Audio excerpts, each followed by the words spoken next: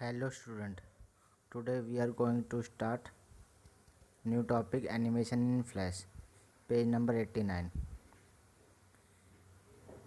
Let's read this topic. In Flash we create animation by placing frames one after the other and running them like a movie. Each frame that has some meaningful content of the Flash movie is called a keyframe. तो flash में क्या होता है, हम एक animation बनाते हैं creating frames, मतलब बाय प्लेसिंग फ्रेम्स. छोटे छोटे फ्रेम हैं, उसको जोड़ जोड़ के हम क्या एक के बाद एक मूवी बनाते हैं. मतलब कि एक के बाद एक फ्रेम चलाएंगे तो वो एक मूवी जैसी बन जाती है. मतलब कि छोटे छोटे फ्रेम्स को हम सीक्वेंशियल ऑर्डर में चलाते हैं.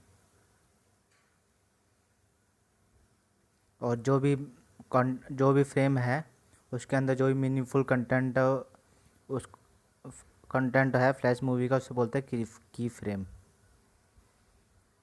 तो each frame of the movie is placed in sequence and is represented as a timeline. Whenever any of this frame is clicked, the content are displayed.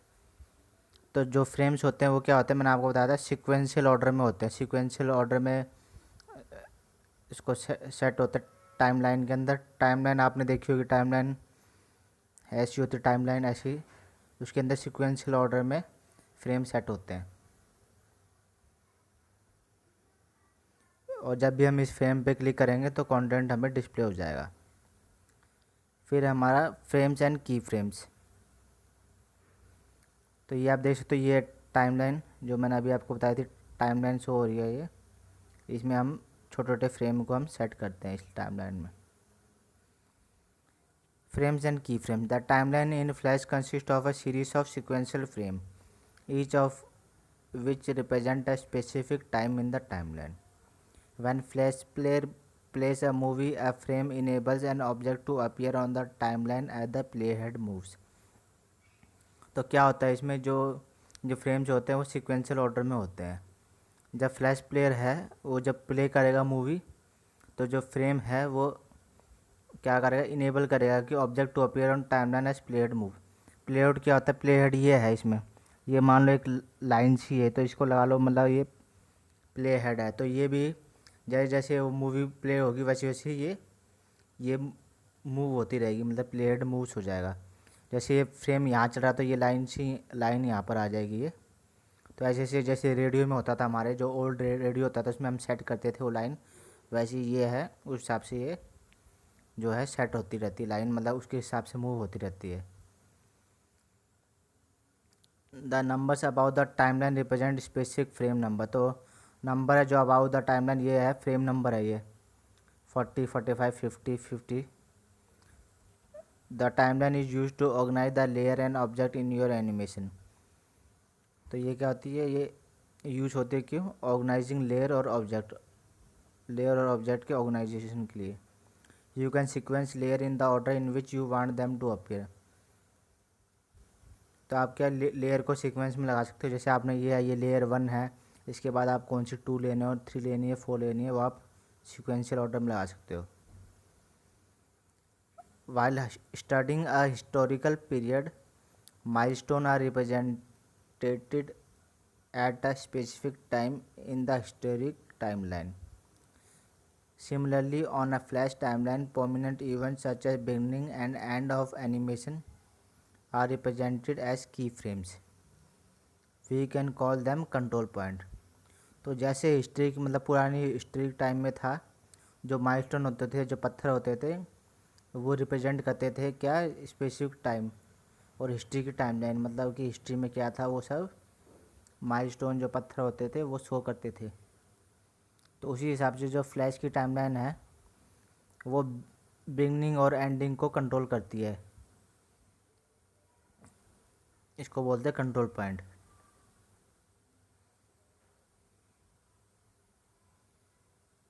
Every time you want to add an element such as graphic and animation or a sound, first create a key frame on the selected layer. तो आपको क्या है, पहले key frame बनाना selected layer पे and then add the element to the key frame.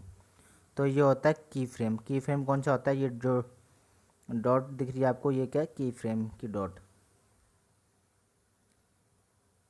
तो आपको क्या करना, first create a key frame on the selected layer. तो आपको इसमें जो लेयर सेलेक्ट कर रखी है, लेयर 1 सेलेक्ट कर रखी है, इसमें आपको पहले क्या की फ्रेम क्रिएट करना है। तो उसके बाद आपको एलिमेंट को ऐड करना है। There are many different type of frames, तो बहुत सारे डिफरेंट टाइप ऑफ फ्रेम्स के blank keyframe with content in between frames. तो ब्लैंक की फ्रेम्स क्या होते हैं? This are frames that do not have content, such frames are represented as a hollow dot on the timeline. तो ये क्या होते हैं, इसके अंदर कोई कंटेंट नहीं होता, ये क्या होलो डॉट ऑन द टाइमलाइन। तो ये जैसे इसमें ये डॉट दिख रहा है, ये क्या होलो डॉट दिख रहा है, ये जो डॉट दिख रहा है आपको, ये होलो डॉट है, इसमें कोई कंटेंट नहीं है इसमें। Keyframe with content. These are keyframes that have some content. These frames are represented by a bullet point on the timeline. Bullet point show होती है on timeline in between frames. This frame have no bullet or point in the timeline. तो इन जो जिस frame है इनके पास कोई bullet नहीं होती और point on the timeline.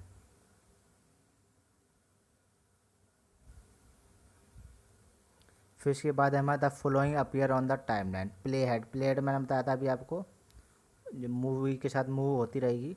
This moves along with the movie on the timeline. तो ये क्या, जैसे जैसे मूवी चलती रहेगी वैसे वैसे ये प्ले हेड मूव होता रहेगा। When the play head moves along the frames it display the content of the frame it is on.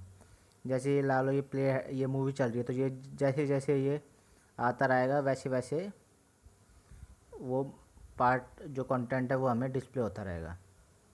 And of key frame span. When there are many frames in a key frame all frames get displayed.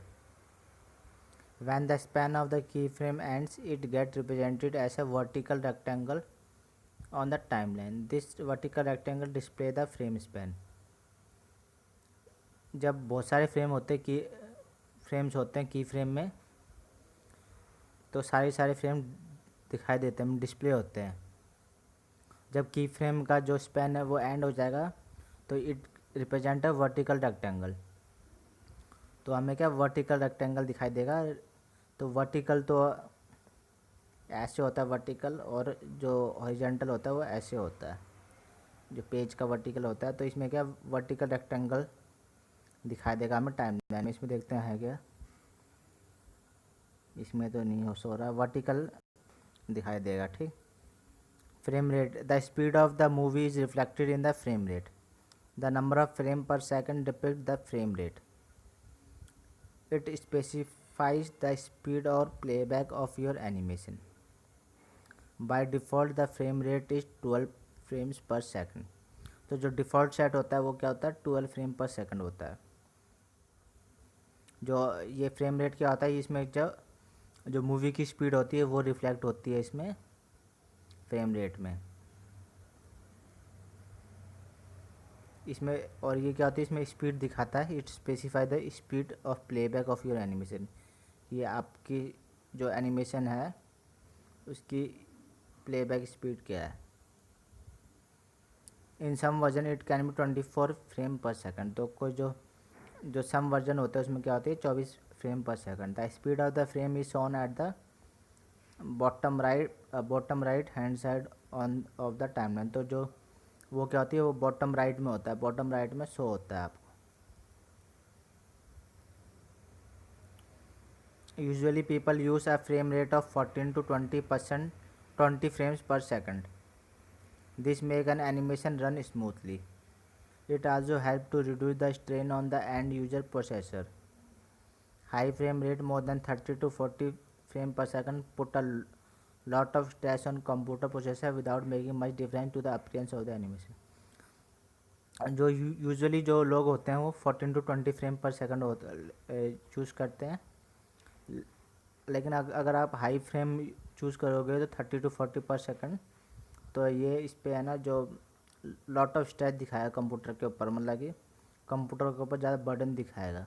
लेकिन जो appearance में जो look wise है उसमें इतना ज़्यादा difference नहीं होता। Current frame. This is displayed on the bottom right of the timeline next to the frame rate.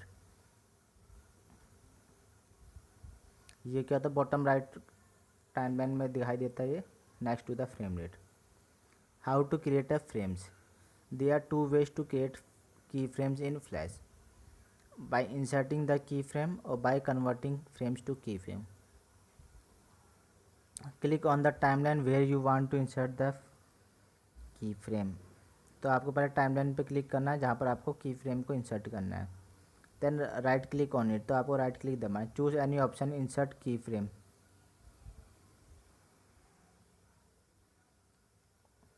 तो आपको कोई भी ऑप्शन चूज करना है, इंसर्ट कीफ्रेम और insert blank keyframe. If insert keyframe is selected you get a copy of the preceding keyframe. तो अगर आप इंसर्ट कीफ्रेम में करोगे तो आपको क्या प्रीसीडिंग कीफ्रेम की कॉपी मिलेगी. If insert blank keyframe is selected you get a keyframe that is empty. तो आपको ब्लैंक कीफ्रेम मिलेगा जो कि एम्प्टी होगा. By converting frame to keyframe, click on the timeline where you want to insert a keyframe. तो आपको convert करना तो आपको पहले टाइमलाइन पे क्लिक करना है. जैसे इस पर क्लिक कर दिया, ठीक.